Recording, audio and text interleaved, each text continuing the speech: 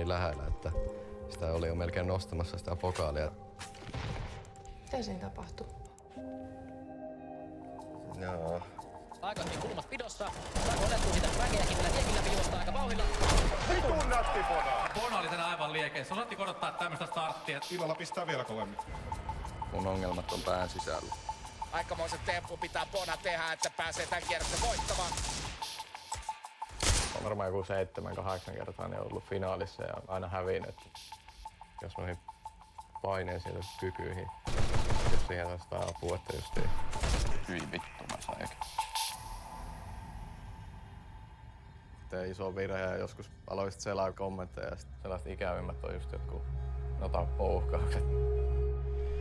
Henkisesti rupeaa valmistautumaan siihen, että rooli muuttuu nyt ihan kokonaan taas. Oot sä valmis sitten?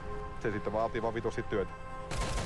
Aika tärkeä juttu, että tätä ei silleen koe liikaa niin työnä. Että hän saattaa niin sitten tiukassa tilanteessa vähän jäätyä. Kun se haluaa tätä niin hemmetin paljon, että sillä niin kuin välillä repee ne pelihousut.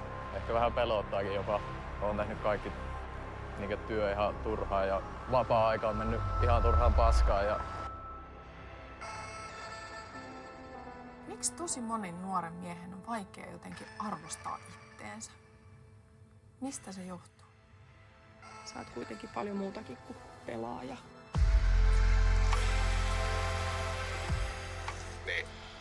Nyt on oikeasti viimeinen chanssi.